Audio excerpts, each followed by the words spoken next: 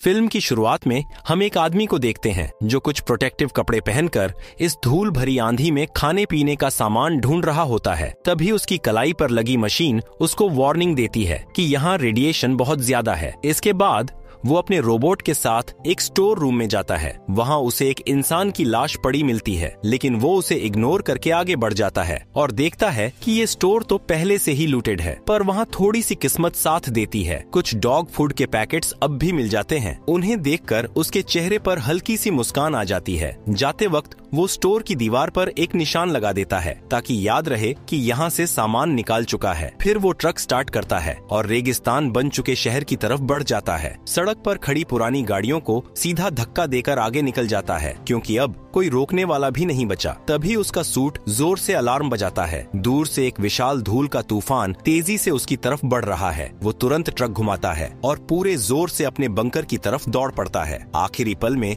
वो दरवाजा खोलकर अंदर घुस जाता है। इस आदमी का नाम फिंच होता है। पहले ये एक रोबोटिक्स और स्पेस एनर्जी कंपनी में सीनियर इंजीनियर था। अब वो उसी पुरानी बिल्डिंग के अंडरग्राउंड लैब में अकेला रहता है, सिर्फ अपने कुत्ते गुडियर और एक छोटे हेल्पर रोबोट ड्यूई के साथ। घर पहुंचकर सबसे पहले वो गुडियर को खाना डालता है, फिर सीधा लेबोरेटरी में चला जाता है। वहां जाकर वो एक बड़ा स्टैक किताबों का उठाता है और उन्हें स्कैनर में डाल देता है। असल में फिंच एक इंसान जैसा दिखने वाला रोबोट बना रहा होता है। वो खुद एक गंभीर बीमारी से लड़ रहा है जो रेडिएशन की वजह से हो गई है और उसका वक्त बहुत कम बचा है। मरने से पहले वो चाहता है कि उसका प्यारा डॉग अकेला न रह जाए, इसलिए वो रोबोट को जल्दी से जल्दी तैयार करना चाहता है ताकि वो उसके डॉग का ख्याल रखे। दिन रात एक करके मेहनत करता है और आखिरकार वो दिन आ ही जाता है। रोबोट की आंखें खुलती हैं और वो बोलने लगता है। पहली बार रोबोट की आवाज सुनकर फिंच के चेहरे पर खुशी आ जाती है। वो अपने डॉग की तरफ मुड़कर बोलता है, मुबारक हो गुडियर, अब तेरा एक नया दोस्त है। फिर वो रोबोट से कुछ सवाल करता है। रोबोट जवाब देता है कि उसके पास 4 नियम हैं। पहला नियम, कोई रोबोट इंसान को नुकसान नहीं पहुंचा सकता और न ही नुकसान होने देगा। फिंच सिर्फ मुस्कुराता है और बोलता है, ठीक है,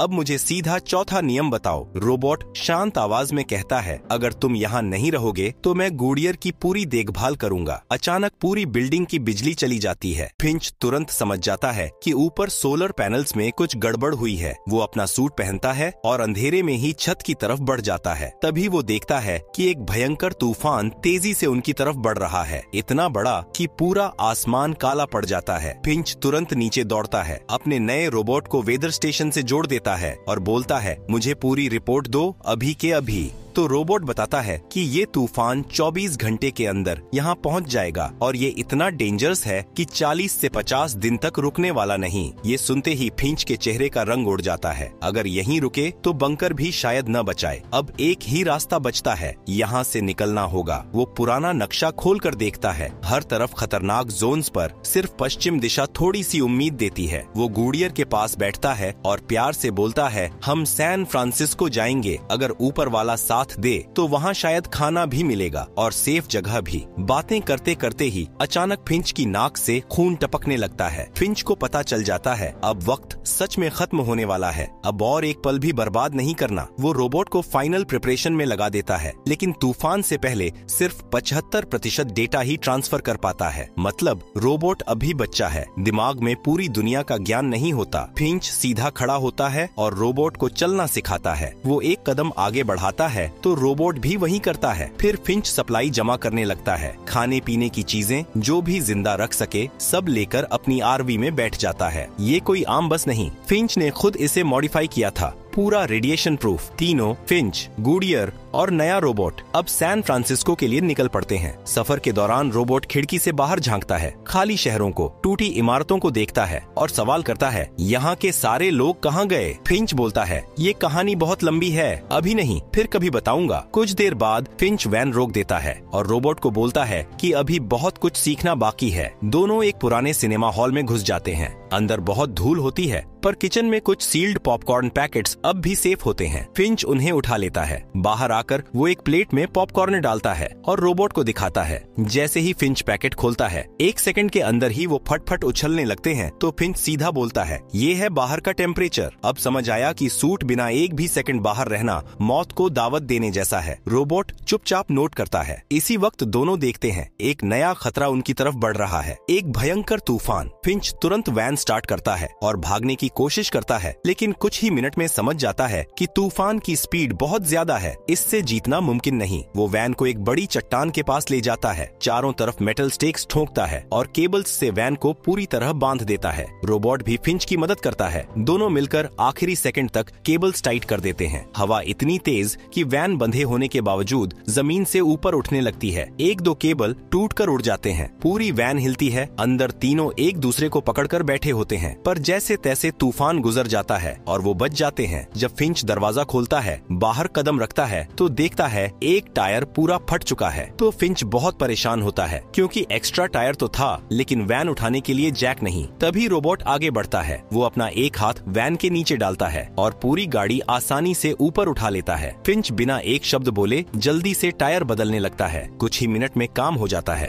अब रोबोट की मदद से सफर दोबारा शुरू होने को तैयार है। फिंच अपने रोबोट की ताकत देखकर बहुत खुश होता है। वो मुस्कुराते हुए बोलता है, आज तूने बहुत बढ़िया काम किया। और वो अपने रोबोट को एक नाम देने का सोचता है। थोड़ी देर सोचने के बाद वो बोलता है, तेरा नाम जेफ है। रात हो चुकी थी। तीनों वहीं रुक जाते हैं। फिंच अपना सूट चेक करता है और जेफ को कुछ जरूरी बातें समझाता है, जैसे सूट कैसे पहना जाता है, रेडिएशन अलार्म का मतलब क्या होता है। अगली सुबह जैसे ही सूरज उगता है, वैन की छत पर लगे सोलर पैनल्स खुद ही खुल जाते हैं। फिंच की आंख खुलती है तो देखता है जेफ जमीन पर बैठा गुडियर की नकल कर रहा है, पूंछ हिलाने की एक्टिंग और भौंकने की आवाजें निकाल रहा है। फिंच हंसकर बोलता है, सुबह सुबह इतना शोर मत करो। जेफ सीधा जवाब देता है, मुझे लगता है गुडियर मुझे पसंद नहीं करता। फिंच प्यार से बोलता है, नहीं, ऐसी बात नहीं, उसे बस थोड़ा वक्त चाहिए तुम पर भरोसा करने के लिए। फिर तीनों वापस सफर पर निकल पड़ते हैं। कुछ घंटे बाद अचानक फिंच की तबीयत बिगड़ने लगती है। जेफ देखता है और बोलता है, वैन दो, मैं चला लूंगा। फिंच हाथ उठाकर मना कर देता है। वो वैन एक पुराने रेस्तरां के सामने रोकता है और थकी आवाज में कहता है, मुझे थोड़ा आराम चाहिए, तुम यहीं बैठो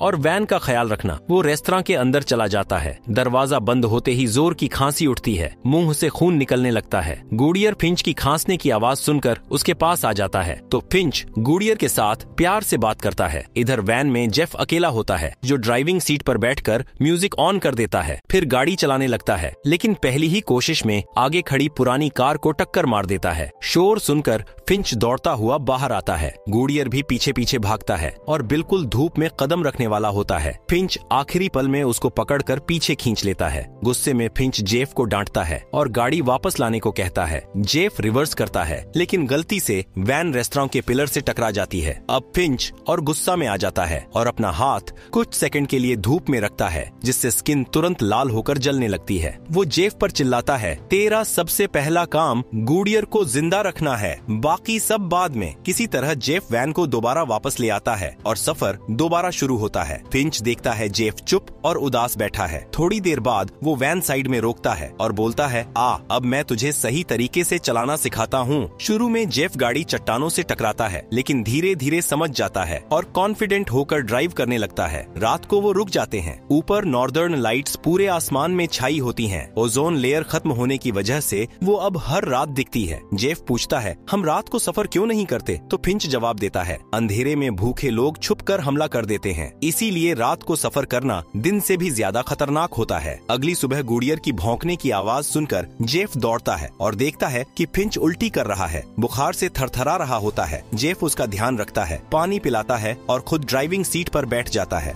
ड्राइव करते करते वो एक नए शहर में पहुंचते हैं। जेफ गुडियर को फिंच के पास रहने को बोलता है और खुद ड्यूई के साथ सप्लाई तलाश करने निकल पड़ता है। वो एक पुराने हॉस्पिटल के अंदर घुस जाते हैं। अंदर सन्नाटा होता है और हर तरफ धूल ही धूल होती है। जेफ ड्यूई को एंट्रेंस पर पहरा देने को कहता है और खुद ऊपर की तरफ बढ़ जाता है। अंधेरे में एक आंख उन्हें घूर रही होती है। ऊपर जाकर जेफ एक वार्ड में पहुंचता है। वहां उसे कुछ दवाइयां मिल जाती हैं, एक गर्म जैकेट भी। वो जैकेट पहन लेता है, फिर एक कैबिनेट खोलता है। अंदर से मेडिकल सप्लाई का छोटा खजाना मिलता है। जेफ ये देखकर मुस्कुराता है कि फिंच को ये देखकर खुशी होगी। नीचे ड्यूई को कुछ खाना मिलता है। वो उसे लेने के लिए आगे बढ़ता है, लेकिन जमीन पर लगा ट्रैप उसको जकड़ लेता है और कुछ ही पल में उसकी बॉडी के टुकड़े टुकड़े कर देता है। उसी वक्त वैन में फिंच की आंख खुलती है तो देखता है कि दोनों रोबोट गायब हैं। दिल में बेचैनी होती है और उसे तुरंत समझ आ जाता है कि शायद कुछ बुरा हुआ है। बीमार होने के बावजूद भी वो सूट पहनता है और गुडियर को अकेला छोड़कर हॉस्पिटल की तरफ चला जाता है। जब वो नीचे पहुंचता है और ड्यूई को टूटा हुआ देखता है तो उसे बहुत दुख होता है। फिंच उसका पावर स्विच ऑफ कर देता है ताकि दर्द न सहे। फिर फिंच को कुछ अजीब महसूस होता है, जैसे कोई अटैक करने वाला हो, लेकिन वो बस जेफ ही था अपनी नई जैकेट में। फिंच उसे डांटता है कि इतनी बड़ी ट्रैप को तू पहचान क्यों नहीं पाया। तभी पास से अजीब आवाजें आती हैं। दोनों भागने लगते हैं। सीढ़ियों पर फिंच को जोर की खांसी उठती है। वो घुटनों पर गिर पड़ता है। आवाजें और पास आ रही होती हैं, इसलिए जेफ उसे उठाता है और दोनों बिल्डिंग से बाहर निकल जाते हैं। आरवी तक पहुंचते ही वो तेज रफ्तार से निकल पड़ते हैं। उन्हें पता नहीं चलता कि पीछे एक कार उनका पीछा कर रही है। रात होने पर फिंच को पीछे वाली कार दिखती है। जेफ ड्राइव कर रहा होता है और वो रात में भी देख सकता है, इसलिए वो हेडलाइट्स बंद कर देता है, लेकिन कार अब भी उनका पीछा कर रही होती है। फिर वो और तेज चलाते हैं। फिंच को आगे एक अंडरपास दिखता है। वो आरवी को सड़क से हटाकर उसके नीचे छुपाने की कोशिश करता है, लेकिन जेफ समझाता है कि आरवी की हाइट ज्यादा है, अंडरपास से नहीं गुजरेगी। लेकिन फिंच घबराहट में सुनता नहीं और गाड़ी अंदर ले जाता है। अंडरपास से गुजरते वक्त आरवी के ऊपर के सारे सोलर पैनल्स टूटकर बिखर जाते हैं। जेफ अपनी ताकत से आरवी को धक्का लगाता है और पूरी तरह अंदर धकेल देता है। वो सांस रोककर इंतजार करते हैं। जेफ को फिंच की गन दिखती है जो वो अपनी प्रोटेक्शन के लिए रखता है। खुशकिस्मती से कार गुजर जाती है। जब फिंच आरवी की हालत देखता है तो खुद को कसूरवार मानता है। अब रिपेयरिंग मुमकिन नहीं और जेफ को बोलता है कि हम अब सैन फ्रांसिस्को तक नहीं पहुंच पाएंगे। जब जेफ उसे तसल्ली देने की कोशिश करता है तो फिंच उसे गुस्से से डांट देता है, लेकिन जेफ आरवी के अंदर फिंच के पीछे जाता है और कहता है कि वो उस पर भरोसा करता है। ये सुनकर फिंच एक पुरानी कहानी बताता है। सोलर फ्लेयर के तुरंत बाद लोग सरवाइव करना सीख रहे थे। फिंच एक सुपरमार्केट में गया था तो उसने सिर्फ एक नूडल्स का पैकेट उठाया था। वहाँ एक माँ और उसकी छोटी बेटी कार्ट भरकर सामान ले रही थी। लड़की के हाथ में गन थी। माँ बार बार कह रही थी, कोई दिखे तो गोली मार देना। फिंच डर के छुप गया। तभी एक पागल आदमी शॉटगन लेकर आया और दोनों से सारा सामान मांगने लगा। माँ ने अपना बचाव किया।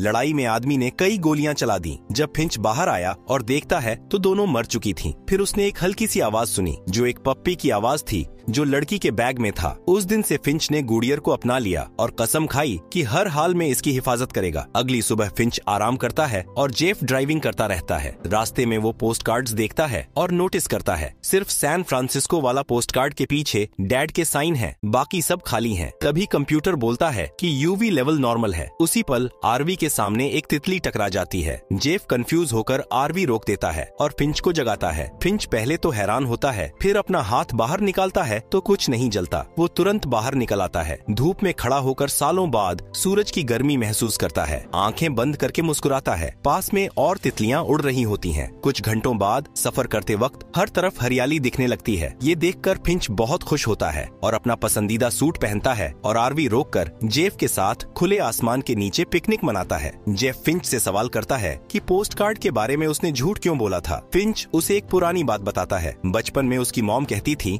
कि उनके खानदान में वाइकिंग खून है। वो जेफ को एक तस्वीर दिखाता है, एक वाइकिंग फ्यूनरल वाली, और बताता है कि उसका बाप एक ब्रिज इंजीनियर था। फिंच के पैदा होने से पहले ही कॉन्ट्रैक्ट्स के लिए दुनिया घूमने लगा था, लेकिन उसके डैड को कभी कोई कॉन्ट्रैक्ट नहीं मिला। फिर 17वें बर्थडे पर एक पोस्ट कार्ड आया जिसके पीछे लिखा था, बेटा मैं जल्दी तुमसे मिलूंगा। तुमसे। फिंच ने खुशी में ये फैंसी सूट खरीदा था मिलने के लिए, पर उसके बाद बाप से कभी कोई खबर नहीं आई। तब से फिंच ने पोस्ट कार्ड कलेक्ट करना शुरू कर दिया। ये कहानी सुनकर जेफ खुशी से बोलता है कि अगर हम जल्दी चलें तो 15 घंटे में गोल्डन गेट पहुंच सकते हैं। पर फिंच बोलता है कि मेरे पास बहुत कम टाइम बचा है, वो सैन फ्रांसिस्को तक नहीं पहुंच पाएगा। वो जेफ से वादा ले लेता है कि वो गुडियर का पूरा ख्याल रखेगा। फिर एक बॉल उठाता है और गुडियर के साथ खेलना शुरू करता है, जेफ को दिखाते हुए कि ये खेल कैसे खेलते हैं। जेफ भी बॉल फेंकता है, लेकिन गुडियर हमेशा बॉल फिंच के पास ही लाकर रखता है और अभी भी जेफ पर पूरा भरोसा नहीं करता। अचानक फिंच को जोर की खांसी उठती है और मुंह से खून निकलने लगता है। जेफ फिंच को पकड़कर आरवी में ले जाता है। गुडियर फिंच के पास बैठ जाता है और जेफ बाहर सामान समेट रहा होता है। जैसे ही सूरज डूबता है तो गुडियर की रोने की आवाज आने लगती है तो जेफ समझ जाता है फिंच अब नहीं रहा। दोस्त की याद में जेफ और गुडियर उसको वाइकिंग फ्यूनरल देते हैं। शुरू में जेफ को कुछ समझ नहीं आता, वो अकेला महसूस करता है, पर फिर फिंच से किया हुआ वादा याद आता है। वो गुडियर को खाना देता है और फिर बॉल फेंकता है। पहली बार गुडियर बॉल जेफ के पास लाता है। दोनों खेलते हैं और गुडियर जेफ को हक कर लेता है। फिर दोनों वापस आरवी में बैठते हैं और सफर जारी रखते हैं और आखिरकार सैन फ्रांसिस्को पहुंच जाते हैं। उसके बाद जेफ गुडियर के साथ गोल्डन गेट ब्रिज देखने जाता है। जेफ ब्रिज की शान देखकर हैरान रह जाता है, लेकिन ज्यादा हैरानी तब होती है जब देखता है कि ब्रिज पर लोगों ने अपने प्यारों के लिए संदेश छोड़े होते हैं। तभी उसकी नजर एक पोस्ट कार्ड पर पड़ती है जिस पर एक लड़की का नाम और उसका एड्रेस लिखा होता है। यह भी लिखा होता है कि हम लोग जिंदा हैं, अगर कोई ये नोट पढ़ रहा है तो हम इस एड्रेस पर मिलेंगे। इसके बाद